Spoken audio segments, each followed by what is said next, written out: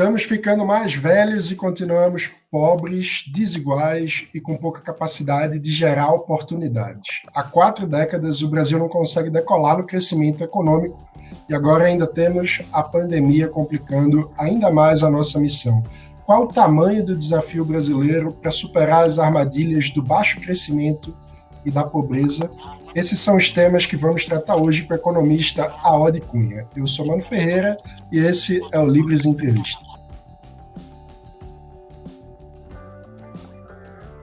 Aode, antes de mais nada, super obrigado por reservar um tempinho para conversar com a gente aqui no Livres. Muito obrigado, Mano. Sempre é um prazer poder falar contigo e especialmente estar falando aqui no canal do Livres. Muito bom. Aode, recentemente a gente gravou uma conversa com o Samuel Pessoa sobre os erros repetidos por trás da nova década perdida, que foram os anos 2010. Mas nos seus artigos recentes no Infomoney, você vem chamando atenção para 2 aspectos que eu acho bem importantes da gente tratar na conversa de hoje. Primeiro, que o problema econômico pode ser visto de uma forma ainda mais profunda do que uma década perdida. A gente pode pensar nisso em 4 décadas perdidas, que vem desde os anos 80, a famosa primeira década perdida, até 2010, porque não teria tido uma compensação nesse intervalo, né? E um segundo aspecto é que nessas 4 décadas o país envelheceu. Então o nosso desafio se complicou ainda mais. A gente vai tratar de tudo isso, mas eu acho importante, antes de entrar no aspecto demográfico em si, tentar traçar esse contexto geral, né? Explica para a gente a tua tese das 4 décadas perdidas, o que é que aconteceu com o Brasil nesse período? Na verdade, se nós olharmos a participação do PIB brasileiro na economia mundial, nós vamos ver que no início da década de 80 estava um pouco acima de 3% do PIB e agora nós estamos abaixo de 2%. Né? É uma queda de mais de 40%, né, em termos de participação, é muito relevante. E uma outra forma de ver a perda de dinâmica de crescimento da economia brasileira é olhar a comparação de crescimento do Brasil com o resto do mundo década a década. Então, na década de 80, que tinha sido conhecido até essa última década como a década perdida, nós crescemos muito menos que o mundo, mas mesmo nas décadas de 90 e 2000 a 2009, o Brasil cresceu menos que o mundo. Mesmo no boom de commodities, o Brasil cresceu um pouco menos do que a média mundial e muito menos do que os países emergentes. Então, nós temos já há um bom tempo um problema de baixa capacidade de crescimento econômico. Foi, de certa forma, compensado nos últimos 20 anos, pelo menos, por um período muito favorável para o Brasil, teoricamente, crescer mais, que foi o período do bônus demográfico. Né? Nós tínhamos uma população lá atrás muito jovem, né? As famílias brasileiras tiveram muitos filhos. Quando as crianças cresceram, né, e depois se tornaram adultos, foram para o mercado de trabalho, então a força de trabalho aumentou muito, isso impulsionou, ajudou a ter um crescimento melhor. Mas o outro fator que explica crescimento econômico de uma maneira mais ampla, que é a produtividade, não ajudou. O Brasil está com uma produtividade total que cresce muito pouco e uma produtividade por trabalhador estagnada há muito tempo, por diferentes razões, né? A educação no Brasil é de má qualidade, nós temos uma série de problemas, nosso sistema tributário é muito ineficiente, nós temos uma economia fechada, protecionista, pouco exposta à competição, pouca oferta de capital, né, para empreender e a custo alto, porque a poupança no Brasil tem uma série de razões que explicam a baixa produtividade, mas isso é um fato. Então, o Brasil não cresce há muito tempo por conta de ter uma produtividade muito baixa. E, especialmente nessa última década, isso se tornou mais grave, porque nós já estamos aí no final do bônus demográfico e daqui para frente será pior, ou seja, o Brasil daqui para frente para crescer, ele vai precisar ainda mais de alguma melhoria da produtividade, que demanda reformas, demanda uma série de ações que ele não conseguiu fazer até agora. Mas, diferentemente dos últimos anos, não melhorar mais acentuadamente o crescimento da produtividade no Brasil irá condenar o país a ter uma taxa de crescimento ainda mais baixa para frente, o que é muito preocupante. Ou seja, o que tu está dizendo é que nas últimas décadas, grande parte do crescimento da economia, no momento que o país cresceu, foi não porque a gente soube produzir melhor, mas porque tinha mais gente trabalhando, né? Então, tinha mais gente portanto, a riqueza acaba crescendo, mas porque tem mais gente trabalhando, relativamente, cada um não fica mais rico ou mais produtivo. Né? Então... Perfeito, mano. É exatamente isso, né? Quando você olha para crescimento econômico, você pega a taxa de crescimento econômico de uma maneira simplificada, você pode desdobrar esse crescimento em duas grandes fontes, né? A chamada força de trabalho, ou seja, o número de pessoas pelas horas de trabalho que estão disponíveis no mercado de trabalho para as empresas poderem produzir, gerar riqueza, bens e serviços.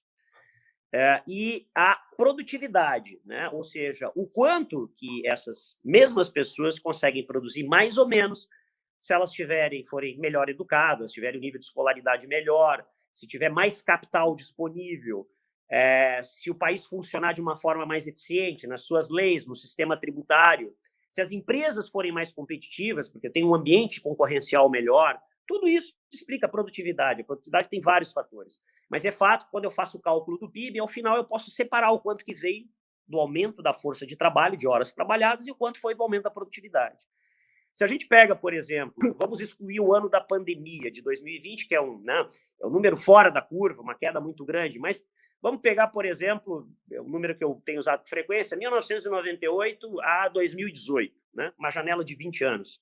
Nós vamos ter uma taxa de crescimento média do Brasil próxima de 2%, né? 2,2% para ser mais preciso. Se nós separarmos esses dois de média, claro que aí tivemos anos com queda de PIB, anos que o PIB subiu 7%, né? Aquela coisa do Brasil que é sempre muito cíclico, o crescimento, mas baixo na média. Então, próximo de 2%, né? Para simplificar a conta. Desses 2%, 1,5% veio do aumento da força de trabalho. Foi o auge do nosso bônus demográfico aí ao longo desses últimos 20 anos, desse período que eu citei. E só 0,5% veio do aumento da produtividade total, não a produtividade por trabalhador. A produtividade do trabalhador está estagnada há muito tempo, em alguns momentos, em alguns períodos, ela até é negativa, né? Piora, porque o capital ficou mais escasso, enfim. Então, veja, de 2% em média, 1,5%, a gente está crescendo porque foi por causa da força de trabalho, só 0,5% a produtividade. Qual é o problema daqui para frente? O problema é que terminou o bônus demográfico.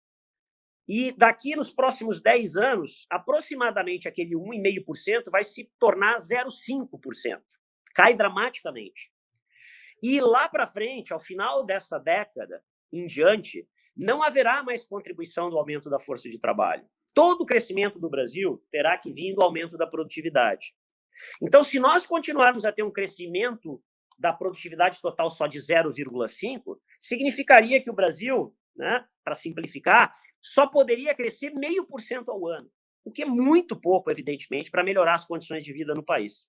Então, todo o nosso foco, o foco do país daqui para frente, agora que terminou o bônus demográfico, tem que ser no aumento da produtividade total, da produtividade por trabalhador na economia brasileira. Ou seja, a gente envelheceu e continuou pobre, né? Em geral, para simplificar na vida de qualquer pessoa, a gente trabalha muito durante a juventude para tentar construir um patrimônio, tentar construir uma poupança, se aposentar com tranquilidade. É como se o Brasil já estivesse caminhando para a aposentadoria e continua sem ter nenhum patrimônio, né?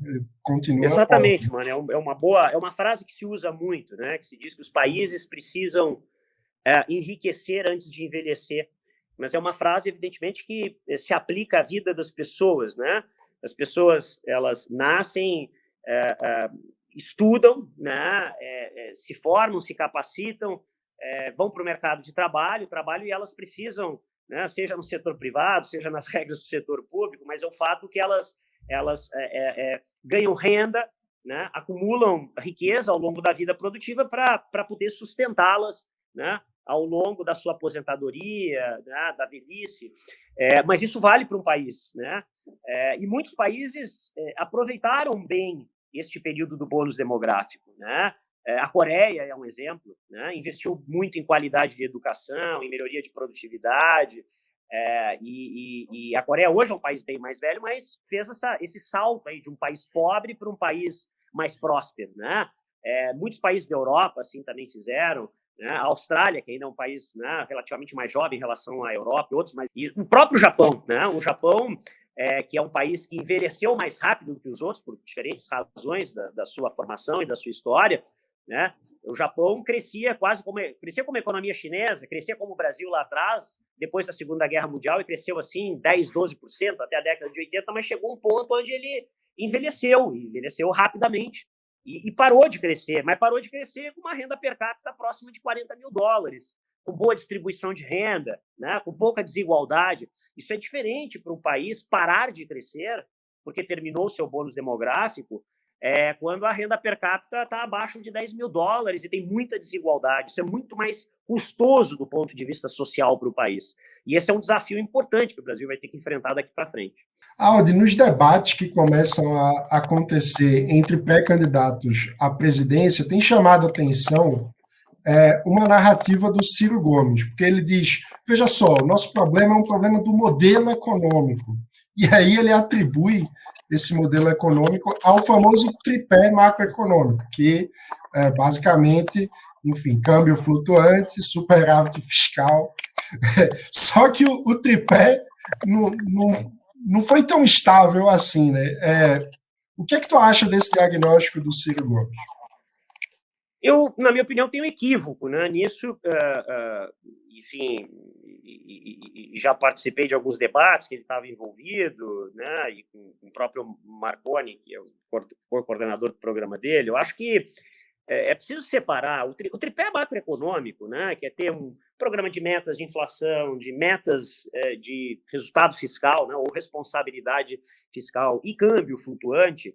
Ele apenas garante uma estabilidade do ambiente macroeconômico, né, para que decisões de longo prazo possam ser feitas, né, em termos de investimentos, geração de emprego, de renda, porque nenhum país do mundo consegue fazer essas decisões, as empresas, o governo, num ambiente de descontrole inflacionário, de descontrole fiscal, onde o câmbio está toda hora indo para qualquer lugar, mas você não tem o mínimo de previsibilidade. Isso não funciona em nenhum país do mundo. Agora, ter só o tripé e ter essa estabilidade, ela não é uma condição suficiente para nós termos mais crescimento econômico. Ela é uma condição necessária, ela é importante para que o país não desande, né? E o país já desandou em vários momentos onde não se teve estabilidade monetária ou fiscal. Nós saímos de 2 anos, em 2015 e 2016, onde o PIB caiu 3,5% no primeiro ano, 3,3% no acumulado, mais de 7% de queda, a maior recessão da história documentada no Brasil, justamente porque nós perdemos o controle, primeiro, da inflação, o Banco Central teve que subir muita taxa de juros, e também da situação fiscal. Demorou uns 2 anos para recuperar um pouco isso, e agora a gente já está com um pouco esse dilema de novo. Então, não é trivial manter essa estabilidade do tripé macroeconômico, mas ela é importante para dar previsibilidade, para que as empresas possam e o país possa planejar o seu futuro e tomar suas decisões. Agora, o crescimento econômico maior terá que vir de uma série de outras decisões, de reformas, de políticas, de uma agenda que foque nesse tema do aumento da produtividade, né? E aí são decisões que vão desde políticas de melhoria de qualidade de educação, reforma tributária, abertura econômica. E aí eu acho que tem um debate relevante, né? O próprio Ciro volta muito com o tema sempre, né, da desindustrialização, em que o Brasil precisa gerar uma condição de maior proteção, né, para a chamada indústria nacional. E esse é um tema, muitas vezes, a forma como é feita essa discussão me preocupa, porque se nós olharmos para trás, nós já fizemos isso várias vezes, né? Nós tínhamos um modelo de substituição de importação. Qual é a regra desse modelo? Bota tarifas de importação alta, dá proteção à indústria nacional, e aí para fortalecer a indústria nacional, e mais recentemente nós já tivemos de novo uma nova tentativa com os chamados campeões nacionais, né? Você redireciona crédito, dá mais crédito, faz mais gasto público.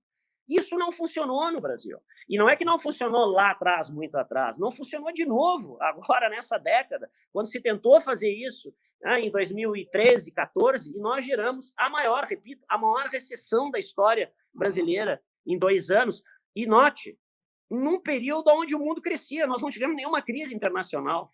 Quem gerou essa crise fomos nós, por acharmos que uma política isolada de expansão do gasto público, de proteção exclusiva da indústria nacional, a formação dos chamados campeões, eu não estou nem entrando na discussão da janela de espaço que se abriu para corrupção e más práticas de gestão pública. Eu estou falando simplesmente do racional macroeconômico disso. Pois é, e isso chama atenção, né? Porque essa narrativa do Ciro não para em pé nem na premissa, né? Porque não houve estabilidade do tripé macroeconômico. A gente não fecha as contas há não sei quantos anos, né? O governo gasta mais do que arrecada. Agora, Audi, eu acho que é importante também tratar de uma outra narrativa que parece ganhar alguma força no debate político brasileiro, que é como se fosse atribuir essa dificuldade de fazer reformas basicamente à democracia brasileira. E acho que isso é muito, enfim, arriscado, perigoso, que essa narrativa, enfim, ganhe força, né? Às vezes por exemplo, a gente viu alguns secretários saírem do Ministério da Economia dizendo que as reformas não andaram porque o Congresso não deixa, porque quase que dizendo que a democracia inviabiliza reformas. Qual a tua leitura sobre isso? Mano, eu realmente acho que é muito perigoso, e mais do que isso, você jogar a responsabilidade sobre ações, sobre políticas que precisam ser feitas, sobre as circunstâncias da vida real, que existem em todos os lugares do mundo. Né? Isso aí é mais ou menos dizer o seguinte: olha, meu time não ganhou, eu não consegui fazer gol porque a trave era muito pequena, porque tinha 11 jogadores do outro lado do campo, porque tinha um juiz que apitava toda hora. Assim funcionam as democracias, né? As democracias têm partidos, têm parlamento, têm a política, e elas foram feitas assim justamente por se respeitar regras de convivência numa sociedade. O sistema político brasileiro é um sistema político onde você tem maiores dificuldades, talvez, de se chegar a convergências e acordos políticos, né, com muitos partidos, um Congresso fragmentado. E nós já conhecemos, é assim. Isso só reforça a necessidade de que você tenha uma boa capacidade de gestão política.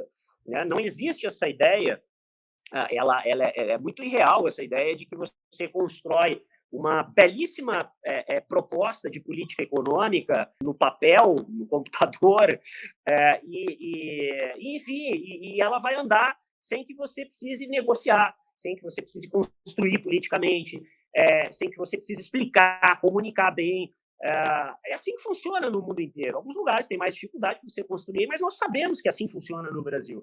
Então, eu acho, e dizer que não andam as reformas por culpa da democracia, ou mais especificamente por culpa do Congresso, eu acho que, no fundo, me parece mais uma confissão de culpa ou de incapacidade ou de inabilidade política de construir um cenário que é propício a que as reformas e ações de políticas públicas andem dentro de uma democracia, dentro da democracia brasileira. Aldi, agora eu queria começar a aprofundar um pouco mais o que tem sido a tônica da necessidade no teu diagnóstico, que precisamos aprofundar uma agenda de produtividade.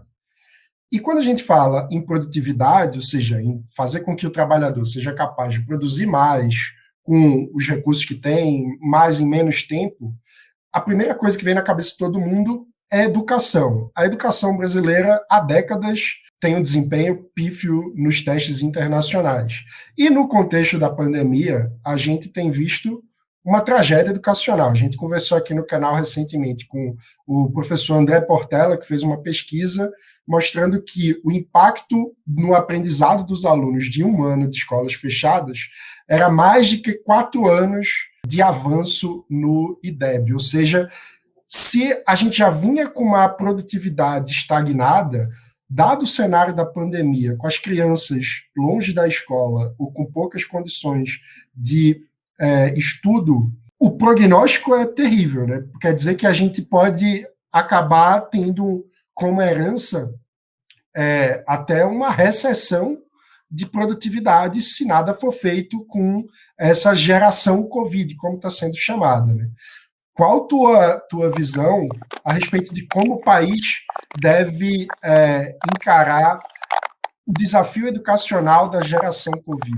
Eu há tempo falo, né, não sou especialista em educação, mas como economista, como alguém que olha para a macroeconomia e enxerga, principalmente na trajetória de crescimento de longo prazo, um papel importantíssimo, né, da melhoria da qualidade da educação, para melhorar a qualidade do capital humano, né, não fosse a educação algo fundamental, né, por razões éticas e de desenvolvimento humano e de se propiciar igualdade de oportunidades, né, numa economia que queira respeitar a meritocracia, o mérito, mas que gere igualdade de oportunidades. Então, a educação ela transcende simplesmente uma análise racional do ponto de vista da produtividade, mas ela é fundamental, sim, para explicar por que a produtividade no Brasil é baixa.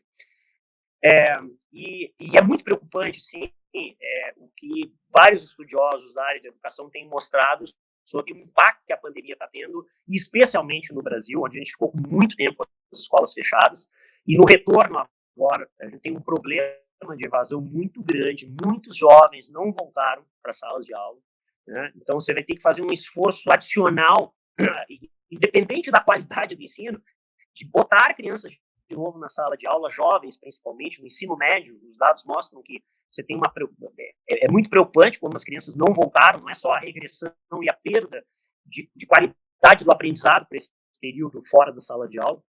Então, nós vamos ter que fazer algo muito concentrado. Agora, o problema brasileiro, né, como eu já falei, no caso da educação também, ele é mais profundo e vem de mais tempo, né?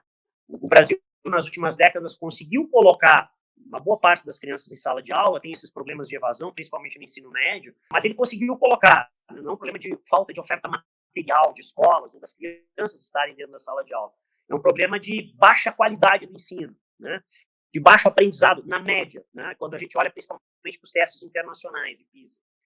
E aí a questão toda é como, de novo, eu insisto, a gente pode fazer várias coisas certas do ponto de vista da política macroeconômica e de outras reformas, mas é difícil você olhar para a trajetória de qualquer país desenvolvido, próspero, rico do mundo, sem que esse país, em algum momento da sua história, tenha feito algo transformacional na educação, realmente transformacional, tenha dado um salto de qualidade, né?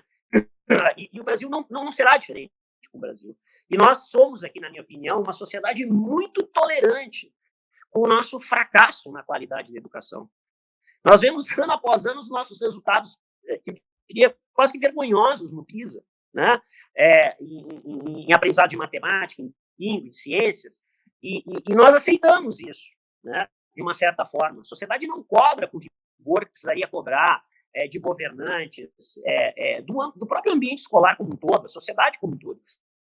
E é interessante que eu gosto muito de ver as análises do Ricardo Paes de Barros, né, sobre isso, e o PB é um que insiste muito nesse ponto. A gente não precisa sequer ficar imitando, trazer a Finlândia para cá, ou a Coreia. Nós temos bons exemplos no Brasil, né? Nós temos bons exemplos no interior do Ceará, no interior do Piauí, no interior de Goiás, e sem uma grande alocação de recursos financeiros.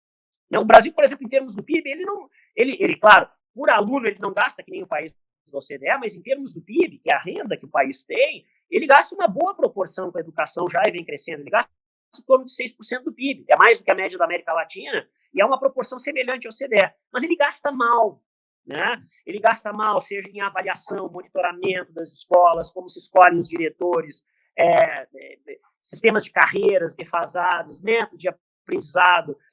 Mas nós temos bons exemplos, né? Nós temos vários desses municípios que, gastando pouco, às vezes muito menos do que a média nacional, conseguem ter resultados equivalentes às melhores performances da OCDE.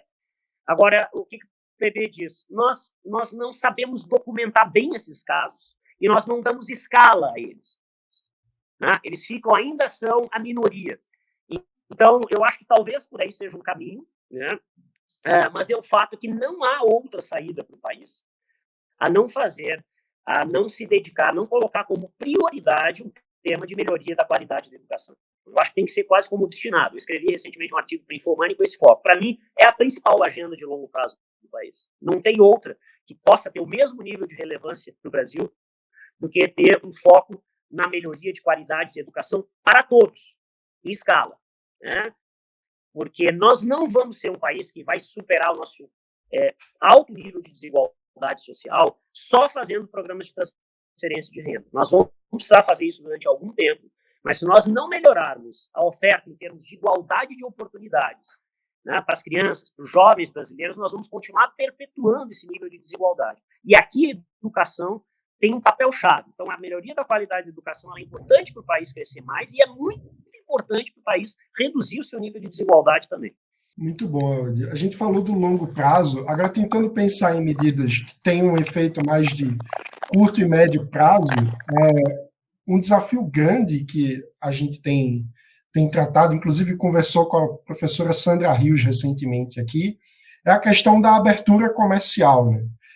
Mas a gente sempre fica com um desafio político grande pela pressão da indústria, que basicamente tenta dizer que seria injusto fazer com que a indústria brasileira concorra com o resto do mundo, enquanto o custo do Brasil é tão elevado.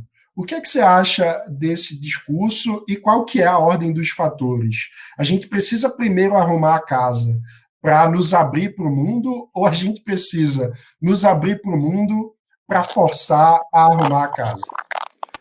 Bom, eu gosto da abordagem da Sandra, que entende muito sobre o tema, e enfim, de vários outros economistas, o Baixa tem falado muito sobre isso, e eu tenho total acordo de que o país precisa começar a aumentar o seu grau de abertura econômica, né? O Brasil precisa ter mais intercâmbio comercial, de bens, de serviços com o resto do mundo, porque isso ajuda a melhorar a produtividade, aumenta a competitividade do país, traz mais investimentos com melhor tecnologia para o país. E é um fato que o Brasil é um dos países mais fechados do mundo, né? É um dos países que tem um maior nível de barreiras comerciais, tarifárias, não tarifárias.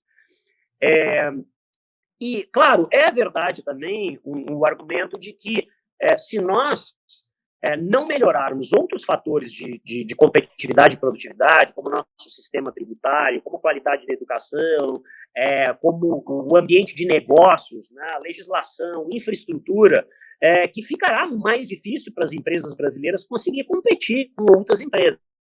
É evidente que isso é um fato. Mas essas coisas não podem, um erro não pode ser justificativa para o outro. Nós precisamos começar a se mover na direção certa, né? Então, se nós não fazemos nada disso e somos, por isso, um país com menor produtividade, mais ineficiente, significa que nós vamos aumentar essa ineficiência nos mantendo fechados em relação ao mundo. Então, essas coisas a gente tem que começar essa provocação de desconforto mesmo, mas não tem outra saída. O país precisa fazer essa abertura comercial, e essa abertura comercial ela vai forçar, sim, que também os governos se movam na direção certa, que as empresas, que a elite produtiva do país também pressione mais por reformas que são necessárias para melhorar o ambiente de negócios. Então, nós precisamos mover nessa direção. Eu diria que as duas frentes são importantes, e as duas frentes precisam avançar simultaneamente, né? Mas eu começaria um aumento de abertura econômica, porque ela vai ajudar nessa provocação e nós nos movermos em termos de outras reformas importantes para melhorar a produtividade das empresas brasileiras. Muito bom. E do ponto de vista, vamos falar agora das reformas internas, qual que a ordem de prioridades? E aí, para recuperar um tema do início, a gente começou falando sobre a questão da demografia e recentemente fizemos uma reforma da Previdência. Mas, no geral, a gente ainda é um país que gasta mais com os idosos do que com os jovens, né? Do que com as crianças, do que com a primeira infância. Qual a tua avaliação sobre isso? A gente vai precisar de uma nova rodada de reforma da Previdência ou a gente, enfim, deve avançar por outras reformas agora que ajudem na produtividade? Uma boa pergunta, mano. Eu acho que em algum momento lá na frente, provavelmente, a gente vai precisar, como vários países do mundo fizeram, como a Europa passou, de mais uma rodada, né, na Previdência. Justamente por essa estrutura demográfica no Brasil, que é e será um país que vai envelhecer muito rapidamente, mais rapidamente do que vários outros países, inclusive países da Europa. Mas aqui eu acho que a gente já fez algum avanço, não só na União, estados, né, então, fizeram também as suas reformas, e o que eu acho que é mais urgente agora é o país fazer uma reforma tributária bem feita e uma reforma administrativa, né, uma reforma administrativa do setor público bem feita. E acho que as duas deveriam ser quase que simultâneas, porque uma reforma administrativa bem feita, né, no serviço público, ela vai ajudar também a legitimar o governo a avançar numa discussão mais profunda de reforma tributária, né, porque muitas vezes tem uma resistência, uma justificativa vinda do setor privado também, de que o governo quer mexer no sistema tributário, mas não mexe na sua própria estrutura, né? E é fato que a estrutura do setor público, a estrutura do funcionalismo, a forma como as carreiras foram definidas, elas precisam de uma atualização, né? Elas precisam de uma atualização, e aqui a gente não está falando só sobre o ponto de vista fiscal da reforma administrativa, ainda que em alguns casos, por exemplo, o caso do Rio Grande do Sul foi um que mostrou que é possível fazer uma reforma ampla para todos os poderes e não só para os novos servidores, que é possível, sim, com regras de transição, você fazer para os atuais. Então, você colhe, sim, um bom resultado fiscal, mas a reforma administrativa do setor público ela deveria ir além, na minha opinião, ela deveria melhorar as práticas de gestão pública, né? Os mecanismos de incentivo que possam premiar os bons servidores e que você possa ter, então, uma prestação de serviço público melhor para a sociedade como um todo, inclusive para o setor privado, né? Então, ela é muito importante para isso. E a reforma tributária, sem sombra de dúvidas, né? O país aí tem sistemas tributários piores do mundo, certamente entre a OCDE, na minha opinião, tem o pior sistema tributário, complexo, distorcido, extremamente desigual, né? Tratando de uma maneira diferente tributariamente, pessoas iguais, de mesmo nível de renda, dependendo se elas são PJ ou se ela trabalha numa empresa, né, como trabalhador com carteira assinada, cheia de benefícios e exceções. Não é só o tema de dividendos, nós temos o tema dos incentivos fiscais, das inúmeras brechas, dos inúmeros regimes tributários que beneficiam a este ou aquele segmento, e aí você transforma um sistema tributário que deveria estar mirando na menor carga tributária possível, da maneira mais justa e igual, incentivando o sistema produtivo, tratando pessoas de uma maneira igual, tendo, na minha opinião, que é importante, um aspecto, né, de algum grau de progressividade do sistema, mas de progressividade efetiva. Não adianta você botar no papel, na lei, na alíquota, e você começar a ter uma série de exceções de regimes que acabam beneficiando este ou aquele. E eu acredito muito que um novo claro, uma reforma tributária ampla, né? Não pode ser só uma reforma do imposto de renda, de impostos federais. O ICMS, que é o principal imposto dos estados, por exemplo, é hoje certamente o imposto que gera maior nível de incerteza legal, jurídica, atrapalha investimentos, leva os estados à guerra fiscal ineficiente. Ele precisa ser modificado. Então, o país precisa fazer uma reforma ampla. E se fizer uma reforma ampla dentro dos bons princípios tributários, eu acredito muito que ela possa impulsionar o crescimento econômico de longo prazo, sustentável do país, né? O Bernardo Api, que estuda isso há muito tempo, e fez um belo projeto, né, junto com o Centro de Cidadania Fiscal, ele chega a estimar isso como alguma coisa, né, entre 0,5% a 1% do PIB, em determinados momentos, mas constante a cada ano. Isso é muita coisa, é muita coisa.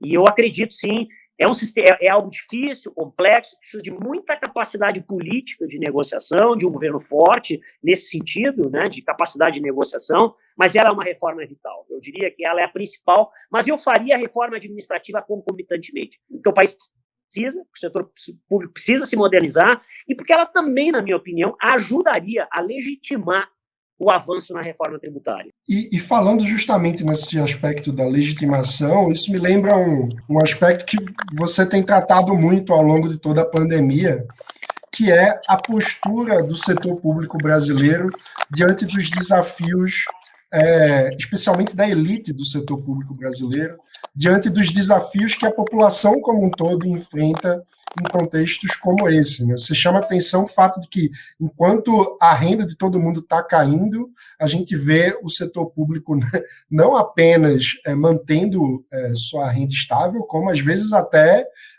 enfim, falando em aumentos de salário para setores do funcionalismo. Como desarmar essa armadilha? Como fazer com que o setor público deixe de funcionar como praticamente um extrator de recursos da sociedade ao seu bel prazer e, de fato, seja colocado a serviço do público?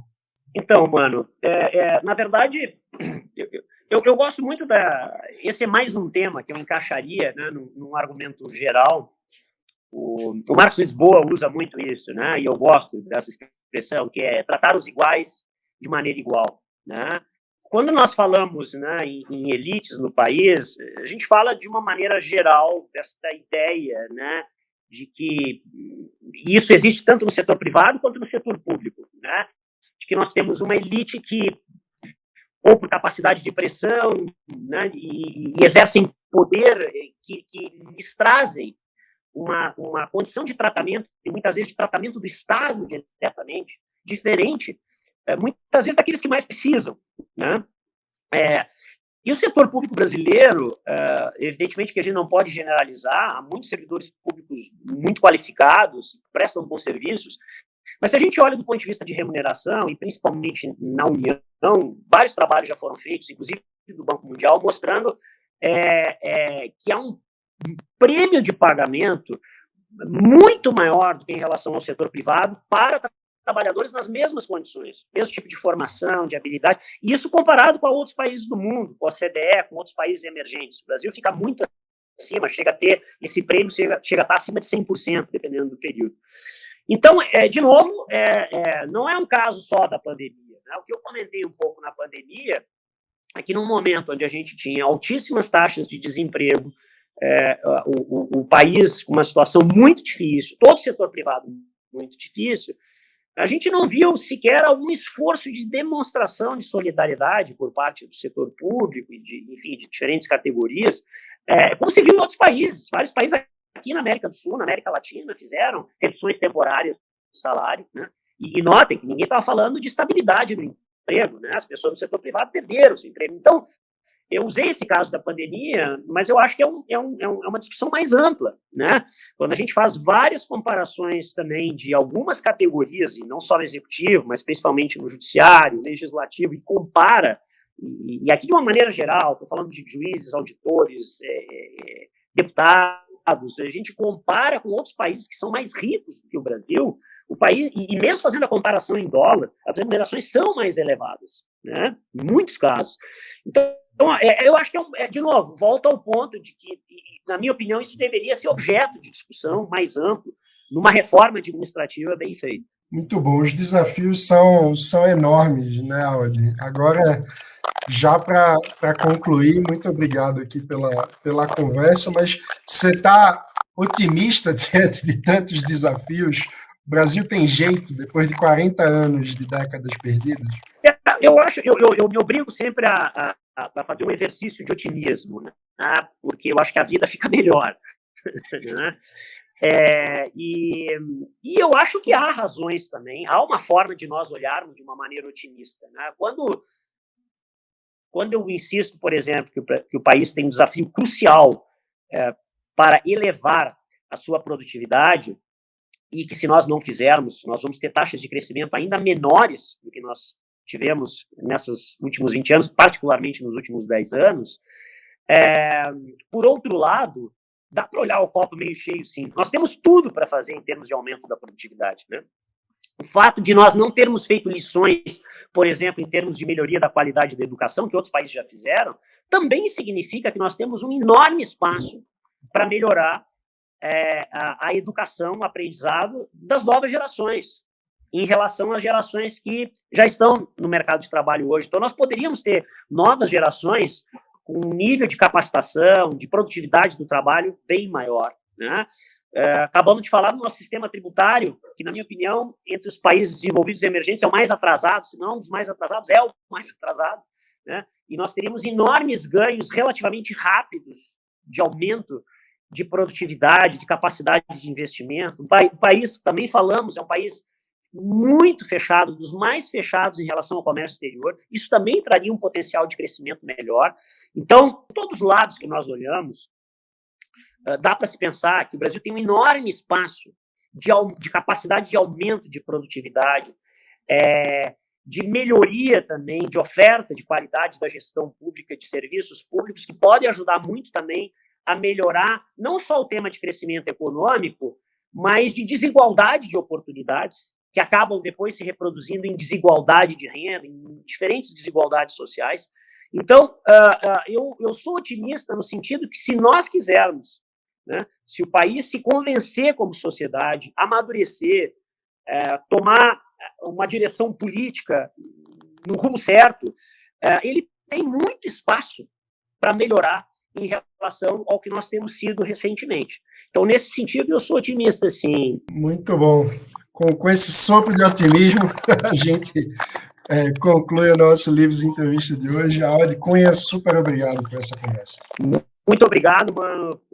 Enorme prazer poder estar conversando contigo aqui no canal do Livres, e até uma próxima. É isso. Se você gostou dessa conversa, não se esqueça, deixe o seu like, se inscreva no canal, ative o sininho para receber as notificações, que a gente está sempre trazendo conteúdo novo para você. Muito obrigado e até a próxima.